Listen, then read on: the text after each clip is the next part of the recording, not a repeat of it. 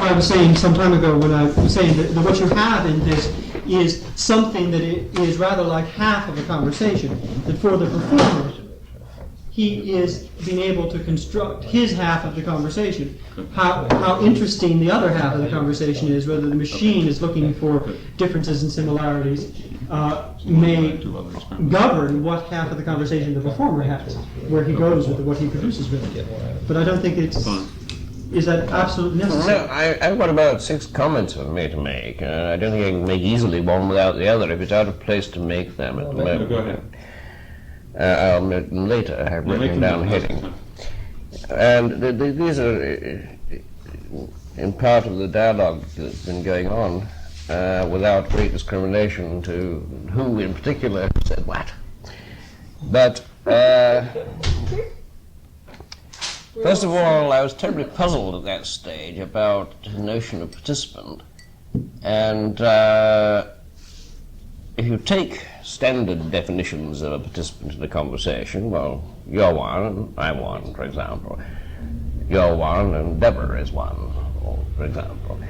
But also, inside you and inside Deborah and inside John or inside anybody else around this table, we often do what we call talk to ourselves. I don't mean verbalize. I mean that we entertain simultaneously, and I believe have to as human beings, and possibly as animal beings too. That's an interesting, much to be debated, I hope, point. Or ecological beings for that matter. Organizations which are organism-like, such as cultures, civilizations, or species. It occurred that indeed a participant is more properly defined for an interactionist point of view, but this didn't occur to me at that particular moment, by a closure definition.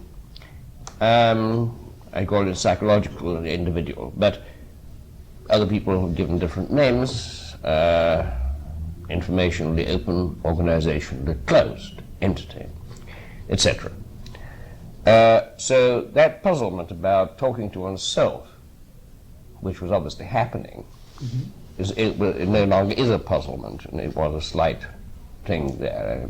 I was thinking about left brains and right brains and heaven knows what and all that stuff. Which is very nice indeed, but I mean it's a rather special case of a mutilated person. And I think the important aspect, next point, is the interaction. That indeed one looks at interactions between participants, which may be entirely internal to the head, but may, under propitious circumstances, be drawn out. Later, much later, I began experimenting after going through a period of sort of vaguely functionalist, behaviorist type experimentation.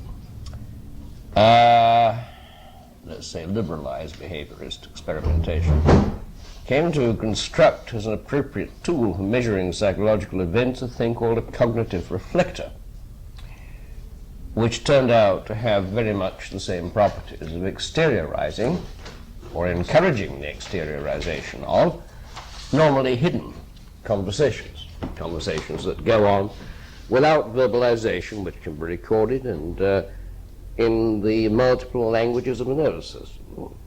And I found that in fact it's a good deal of truth in some aspects of your personality are further away than Japan. Others are closer than your nearest friend. And it doesn't too much matter. It's very odd when you look at what happens. Can we ask you then, in the context of the 6 comments, which I'd like you to carry on with, of going into a similar detail on this particular experiment that you're discussing, would that be appropriate? Which one? The later one? I don't think it's quite in time. It is, in fact, simply an interface for learning. All right, what Paul has asked is that we return, in a sense, to your work, since we went slightly to the side. And that's all right, but I mean, there's by nowhere near a sensible way to go at it. Because, in fact, I guess one of the interesting things about cybernetics is that you recognize that nothing is new, and also that you go through cycles of innovation. And this innovation is generally an innovation that's been done before, or is being done simultaneously, or is done afterwards, or whatever. And I've given up any attempt to be sort of possessive about innovation. I think this is a common experience in cybernetics. Unlike most disciplines, where it doesn't apply so much. As to the sort of pleasure-pain thing, algedonic principle,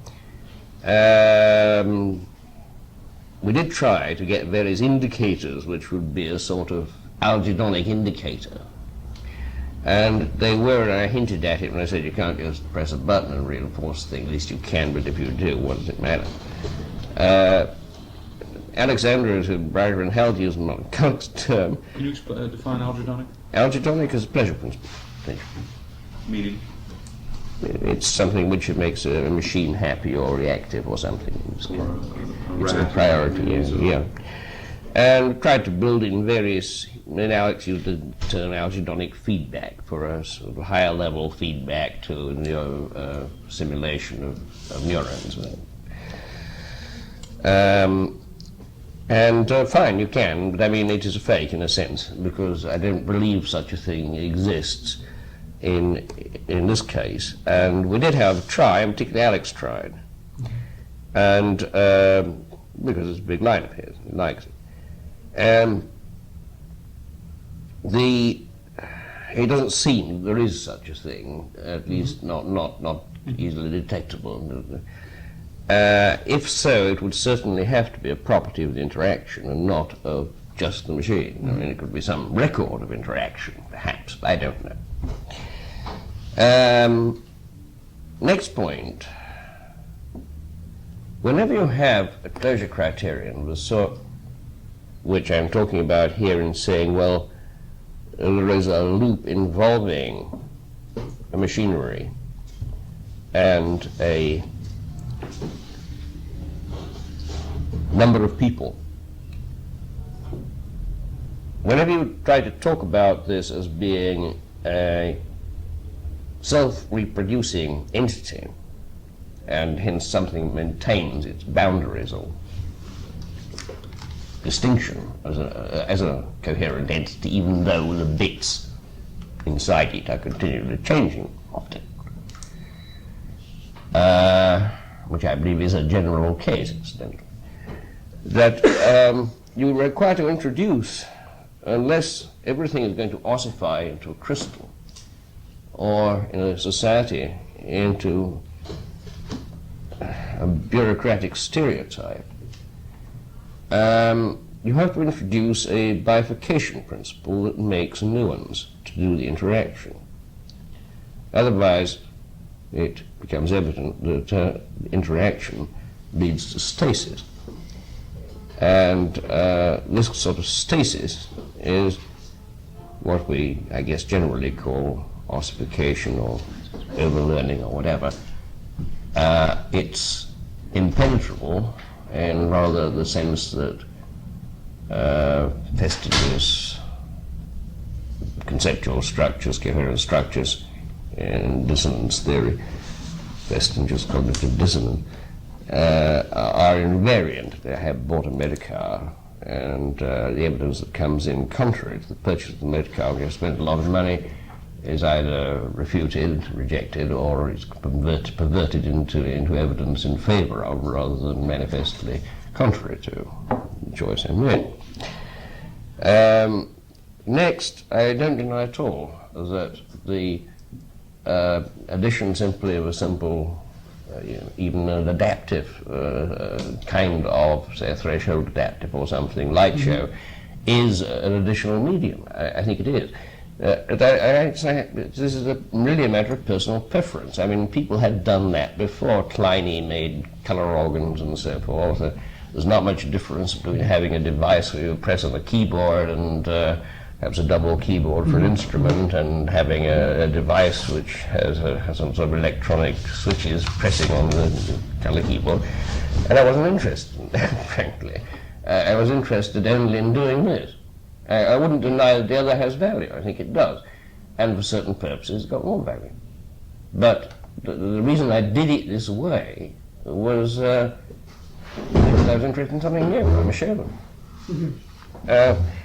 And that hadn't been done. The next one is, I guess, concurrency, concurrent processing.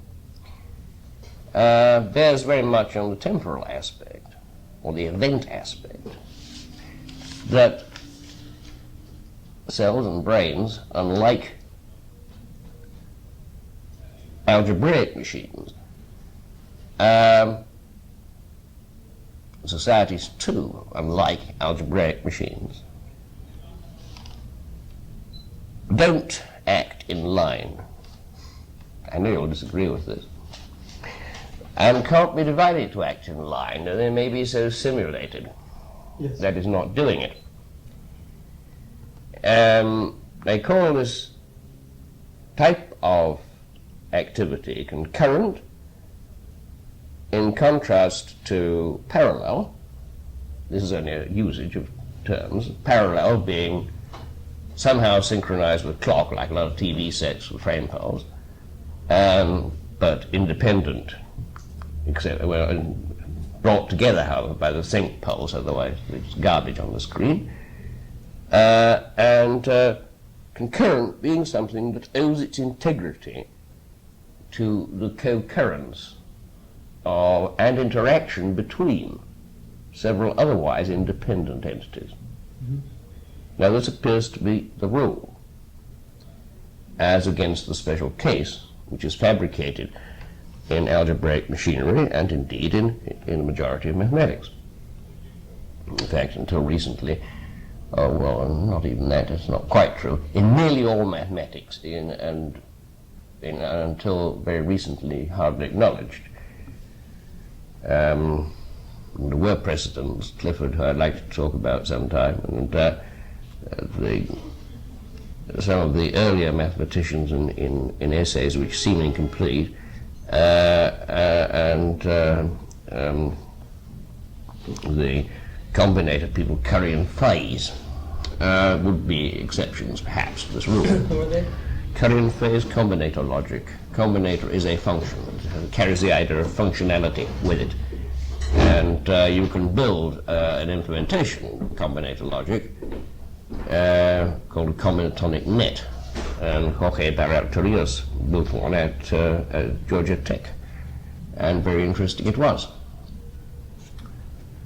It was used in quite a lot of applications. So, as a matter of fact, goes along with concurrent processing the notion of bifurcation to create entities that can concur, can become coherent.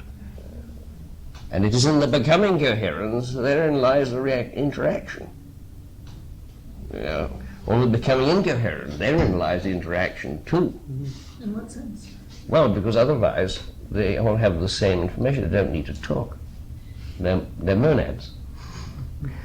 Little bits of monads.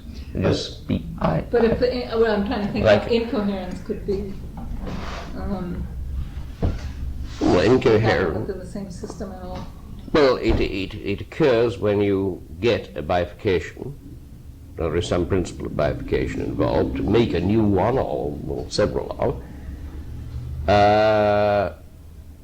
And the progeny, if you like, is not attached by an umbilical cord. It is no longer there, attached at all.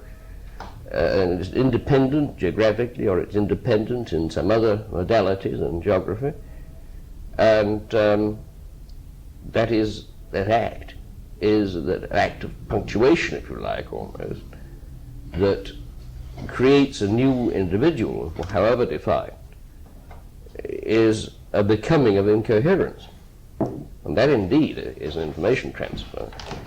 And the fact that in whatever medium they exist in, whatever fabric they exist in, these organisms or these pieces of hardware or pieces of something else, maybe software, you know, but not algebraic machines, because in fact you can only fake it.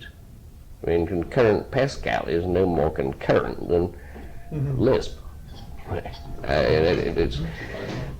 is parallel, sure. It's a fancy parallel processing language, a similar pipeline architecture of computers and the cyber 4 architecture, and the equivalent one made by the guy who broke away in Minneapolis.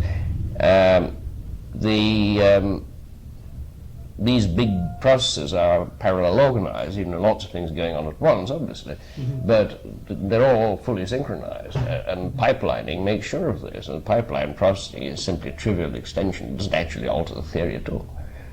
It's a convenient, trivial technical innovation. Does things faster with existing equipment. Fine, great. I mean, wonderful, but it doesn't in any way alter the thing. If you have concurrency, you have to have a notion of bifurcation or distinction, a logic of distinction built in, a logic of bifurcation built in. And this can be, to give a parody in some sense, I mean, René Thom, in the field of essentially linear operators or quasi-linear operators, talks about catastrophe theory and would call what I'm calling a bifurcation a catastrophe. I cannot call it a catastrophe or classify it as Kolmogorov classified René Thom's work, because in fact I'm not constrained by that particular sort of operator. And I have, if you like, an extended notion of an operator and its eigenvalues, which is applicable to domains other than that linear field or linear manifold. Now, so that's why I use this perverse name bifurcation, or slightly less specific name bifurcation, rather than talking in a nice, neat scientific way. May I interrupt just to point out that the language that you're using is very much in vogue now in some areas of cell physiology and with what are now being called dynamical systems theory. Right, hypercycle theory. Abraham Sim at UCLA and those people who are dealing in oscillators and bifurcations and all of that. Can I take that thing you wanted copied? Yeah. Great, because if you could get me in touch with them in particular, I'd be very grateful. I know some of them. I know the hypercycle people quite well, and closure people quite well, but I don't know these guys. I'd like to see their work and go see them or something, because that's very much up my street at the moment, and up our street at the moment very much. So it's crucial to the LP logic and so on. Good. I mean, it's really coming to the fore in the West. Fine. Thank heaven it is at last, when people have got out of the habit of playing with the idea and are actually starting to alter computer science so that it does other than calculate. And might even be accommodation for sentient processes on a par with biological fabric. So you're seeing the roots of this in your music machine. That was my first glimpse of it, actually, and I do see the roots of it. So that, if anything, the reason why the thing worked was because it was built as a concurrent machine. It had these little scanners were actually independent, and they were deliberately so. I mean, there wasn't some sort of noise source, random source built in as an excuse pot.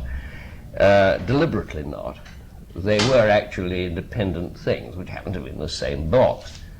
Now, and what they were doing was to interact as need be to maintain a state of closure. And they did that largely through the outside, but they could do it inside in trivial conditions. And if I got down here, I have one other point. Yeah, I've caught you here. Yeah. Apologize. Okay. Okay. Thank you. So, that may be the reason it worked, but I do not attribute to that the qualities I think could be possibly attributed to fabrics of a more sophisticated variety, which could perhaps emulate living organisms or thinking organisms.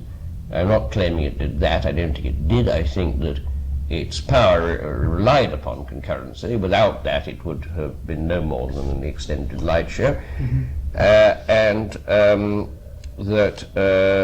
But I still emphasize that the role of the thing was catalytic mode, not anything else. It was simply a catalyst. Perhaps in the light of that, restate what the point I was trying to make, and to return to John's remarks about ecstasy. Yep. In a certain sense, the state of ecstasy when the performer has lost track of time.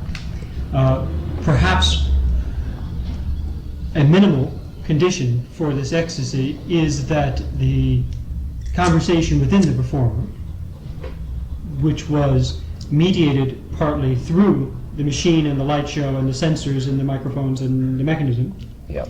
but it is the fact that the conversation was stimulated and re-stimulated within the performer by whatever means that permitted the state of ecstasy. Yeah. I will give you In or between the performers, yeah. That's right.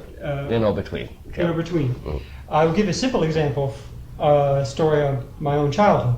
When I was very young, I babbled in a manner which sounded a great deal like conversation. That is to say, I apparently babbled in a way that I was posing questions, issuing commands, making requests, with just happened to be that none of the words corresponded to anything anyone could understand. All kids learn intonation before. That's right. It's quite common. However, when I would indulge in this conversation, I demanded that it be punctuated by the person to whom I was speaking.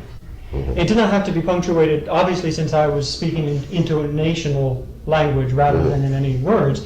I wasn't requiring specific responses, just some response. That is, something had to happen, and for me to continue on in my perhaps ecstatic state, that is to say, I was continuing in there.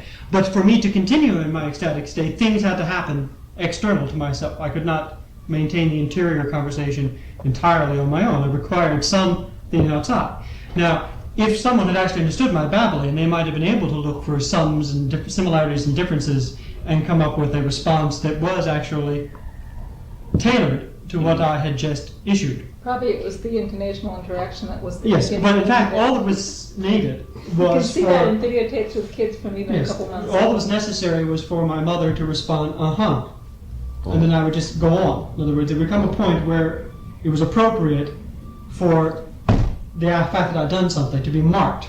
It didn't matter what she said. If she said, uh-huh, I would go on. If she said, that's nice, I would go on. And But in fact, at one rhythmic point... interaction, it had to be at the right point. Yes, sure. and rhythmic But the point was that there interaction. wasn't much in her response other than it was a response. It was a punctuation. Then I could retreat back into whatever processes were going on inside myself. I could maintain my ecstatic state by going outside through the uh-huh and coming back. And in fact, she remarks there was one case where we were walking down the street and I was in the ecstatic babbling state. And she wandered off, her own thoughts wandered. And suddenly she noted me tugging violently on her skirt, and I was saying, uh-huh, demanding that she supply that. How old were you? I don't know. I would have to inquire as to the state. So that's what I'm saying is that why I said that the ecstasy, the engrossment, doesn't require very much.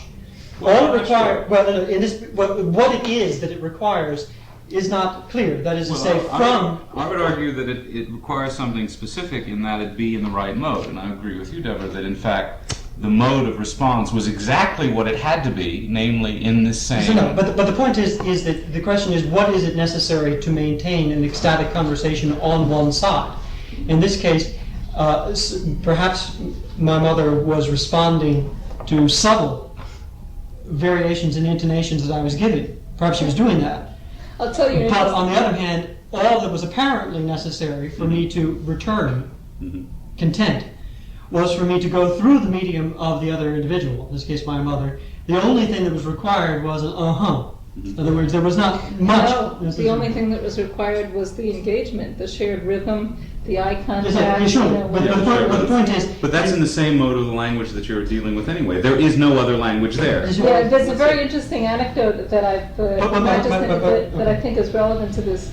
I've seen a videotape of a study that someone was doing comparing the interaction between a mother and child, just kid was a few months old, where the mother was hearing, and the both were hearing, and comparing that with the interaction of the mother and child, where the child could hear but the mother was deaf, and and you could see when the child where both were hearing was even just a few months old, they had conversations that were just pure intonation and babbling.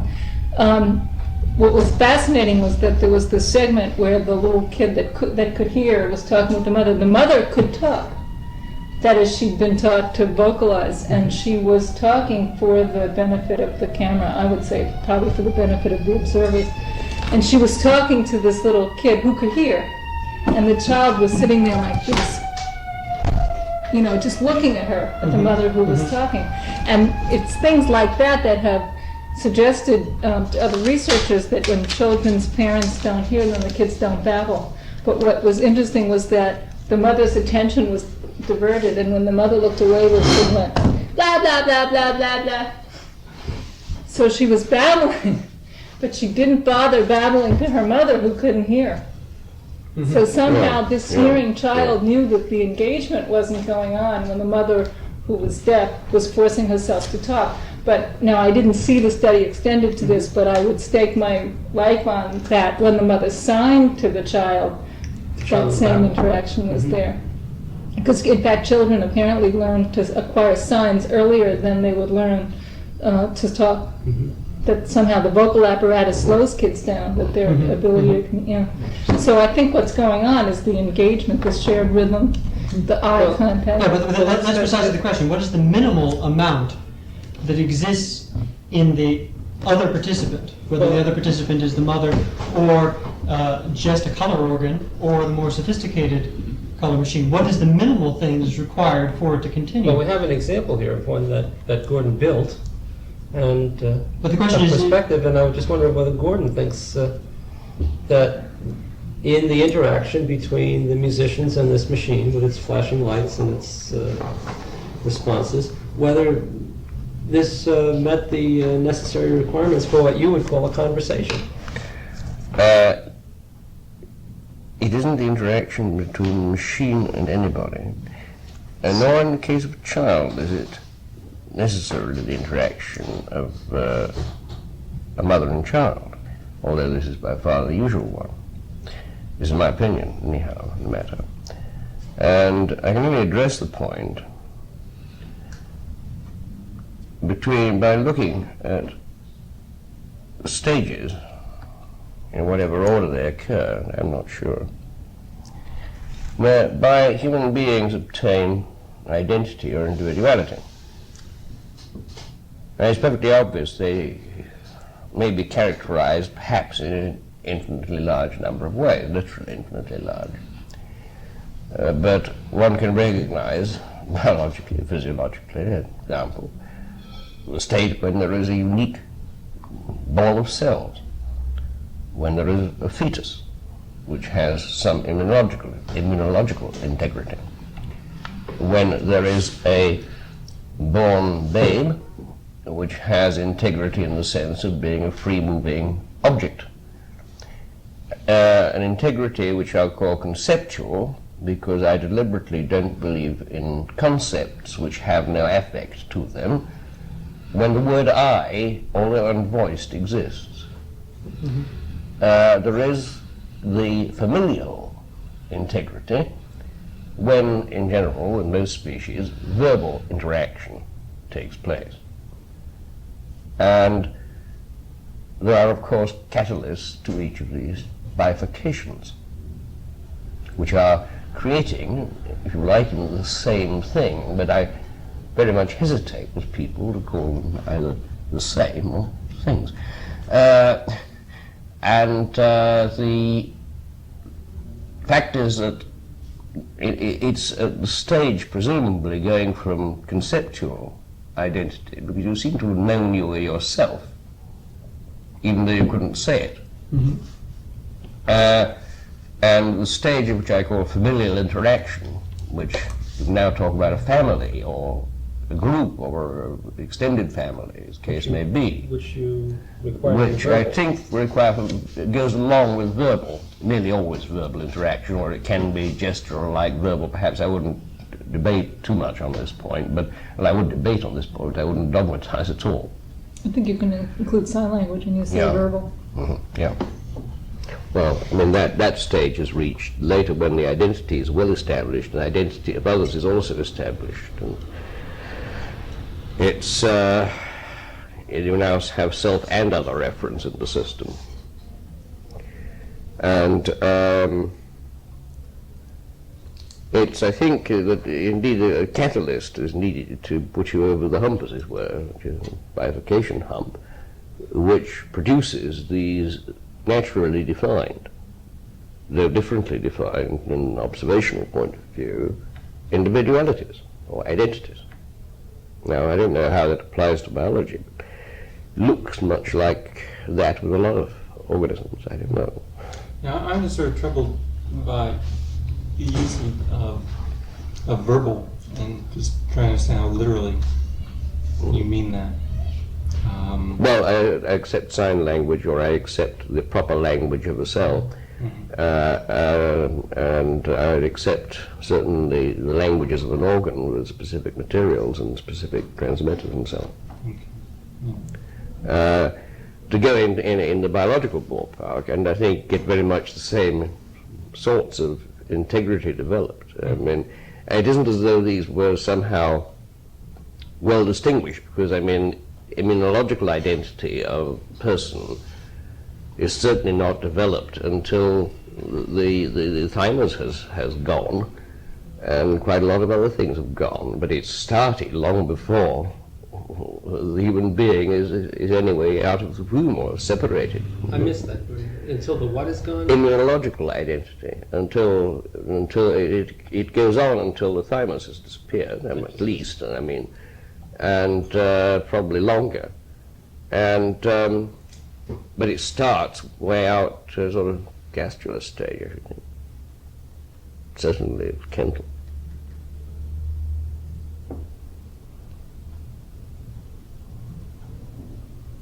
So I mean, it isn't as though these didn't overlap, but you can still make demarcations which somehow give a natural commencement to an identity which is refined.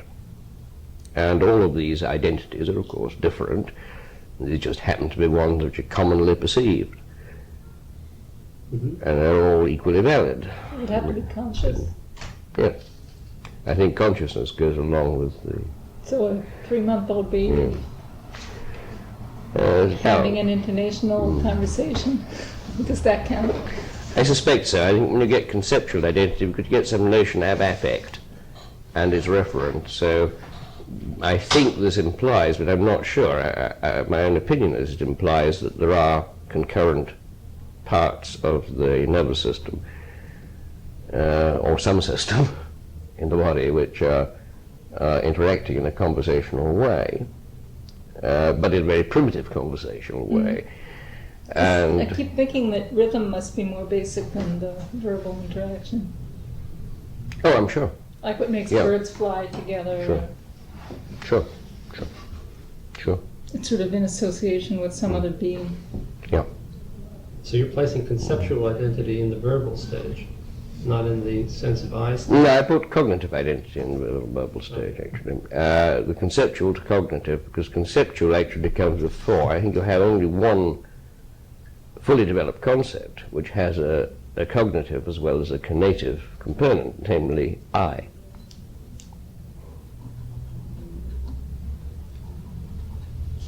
Which means that you can converse with yourself in some primitive sense about I. That's all. So can you tie this to your machine, your No, machine? no. It's only tied to that insofar as you can argue there is a stage at which the participants, which may be bits of brain or whole brains, get identified into this particular system with a part of that system, And I think a necessary, the prerequisites for this are a principle of, first of all, I guess, self-reproduction, etc. Bifurcation, to split apart the bits that can then become concurrent, and concurrency, which gives, by virtue of the information transfer needed to sustain the whole, without which the whole could not exist. I couldn't put an existential operator in front of it, that there be a conversation going on of some sort. I see. And conversation is being used here in various ways. Only in the last stage, I think, is it being used in Deborah's particular sense of natural spoken language. But oddly enough, as a matter of fact, the other kinds of identity are still being developed. Well, beyond that stage, I mean, youngsters have gone to school before their immune system is completely stabilized as characterizing them.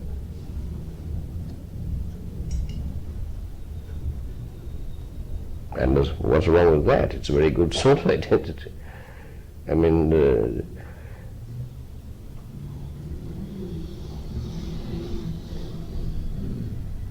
I'd say it's an excellent sort of identity. The others, we may debate about the words used easily. I just use the words conceptual and cognitive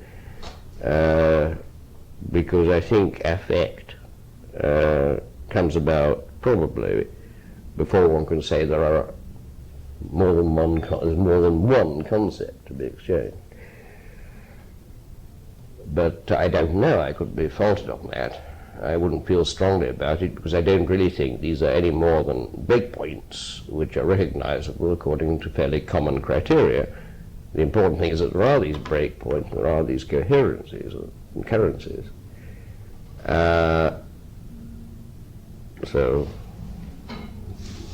But this machine you built, I keep being it's simply a fascinated by catalyst. is not sufficient catalyst to really describe that interaction as much of a conversation, is it? It's certainly a sufficient catalyst to encourage people or parts of your head, parts of the performer's head, to, whichever you like, to exteriorize a conversation. Yes, I mean, I think that's the point. It is just it is a catalytic entity. And in fact, it's not even my point would still be that it's not even the smallest such catalytic entity that could help sustain a conversation in the performer. Oh, no, that could be very small and very primitive. And you can still use this external object for the purpose of sustaining conversations between perspectives or notions within yourself. You get in any messianic culture, and you get it in any cargo culture type culture, and you get it in any totem system, etc. It can be that which helps to sustain the conversation between the participants or between participants within one brain or between elements of society, while in itself being a very simple passive thing. A mirror helps a baby sustain a conversation with itself. Oh, sure. And that is, there isn't much thought put in, there isn't much content to the mirror itself. It is not doing anything other than providing an extra connection between one portion of the baby's mind and another. Mirror in conversation with an apparently universal characteristic, but not necessarily so, of the perceptual system is a very remarkable machine. But of course the mirror alone is just pure silver glass. That's right. And why not? You will see this effect with any of these social phenomena that you get ecstasy as a result. The only unique feature, I guess, of this machine is I made it so that it would encourage, in a way which hadn't hitherto been done, explicitly this kind of bringing together of parts, and hence would encourage conversations that tended to maximize variety, let's say. And at the same moment, of course, you just can't carry on maximizing variety. Again, that goes along with what I was saying, is that the catalyst the nature of the catalyst may determine the sort of conversation that occurs among the other participants. But the catalyst itself could be quite a minimal Well, it sort of can thing. be. I mean, and in this particular case, this catalyst was of the sort to encourage the exploration of variation. But a catalyst for a conversation could be anything that discouraged it or was merely passive. As in my mother said, no, it was merely, they got to a certain point where for the conversation to continue, it needed that. It could be very Yeah. simple, or it could be, and I mean, I've to support your point here that in Lurier's experiments, or those of his pupil with a complicated name, I'm sure John remembers, with puzzles, he quotes a lot by Lev Lander. Is it the puzzle sort of gear or whatever, or pantograph or whatever it may be, or is it the participant experimenter who is the catalyst? In a Piagetian experiment, is it the rods or the water jars or whatever, or is it the participant experimenter? Whether one goes, I mean, Vygotsky and Luria was one of the Vygotsky guys, and Piaget never met. In fact, the only contact Piaget had, as far as I know, was Vygotsky, thought and language guy. Was when thought and language was translated into the English and published at MIT Press. And in that edition, at any rate, and probably in all editions, I don't know, there is a little pamphlet which is an apologia dismissing alleged contentions between them. And it's probably the best part of the book. What's one of the best parts of the book.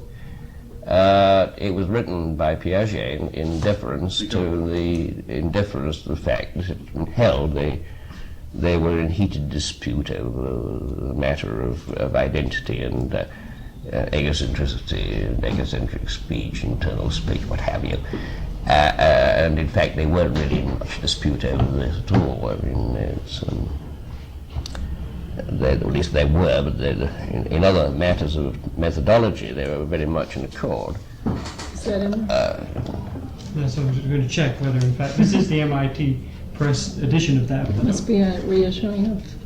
It's probably bound in Number of now. times My over. edition I got was hardback, and the pamphlet was slipped in by the bookseller at the back. But it was, it was in by the publisher. So it's probably bound into it somewhere as comments or. Appears not to be. That would mean something by Piaget directly, commentary notes, not in this edition. A shame. It seems, because I would like to have seen that. it seems as Get it for though, you. I can get it for you. Please. just to make a sort of meta observation on what your responses are pointing towards in terms of that purpose about finding a vehicle or a context for presenting the body of your work, that it's very hard to distinguish your pursuit of definitions and descriptions about identity from your discussion of what a conversation might be. And the evolution of that. I think you cannot readily extricate these. I think it'd be unproductive to extricate them,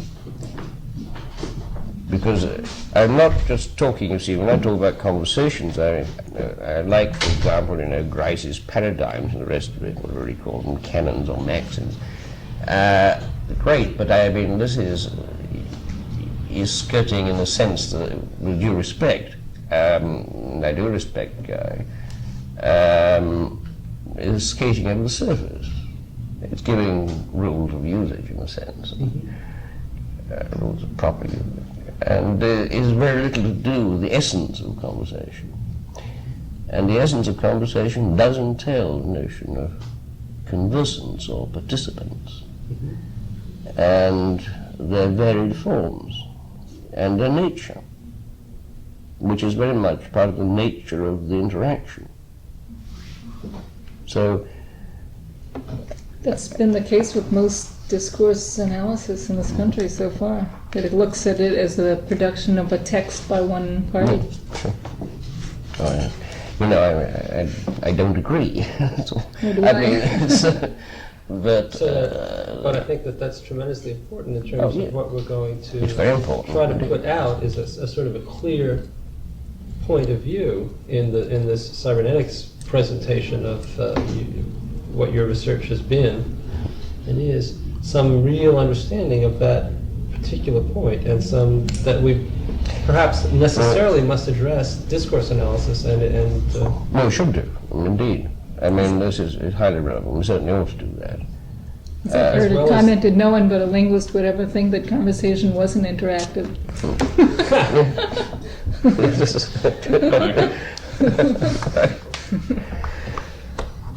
And we haven't gone to the research yet. I wouldn't call this research, this was showbiz. John, I'm sorry. Thank you very much I'm for trying to coming. catch You've got a plane to catch. Will you Pleasure come that back you've sometime? come. Yes. Good. Well, Great. hopefully, give me if a you're call going when you get back in town. yes, I'll tell you you're what going to be the here for progress 2 is. weeks. 3 weeks. 3 weeks. So I'll be we'll back be next sure to week. see you again. Okay, great. Good. Lovely. Thank you. Are you back by Saturday? Yes. But what's happening on Saturday? Yes, but no. There's a party on Saturday night here.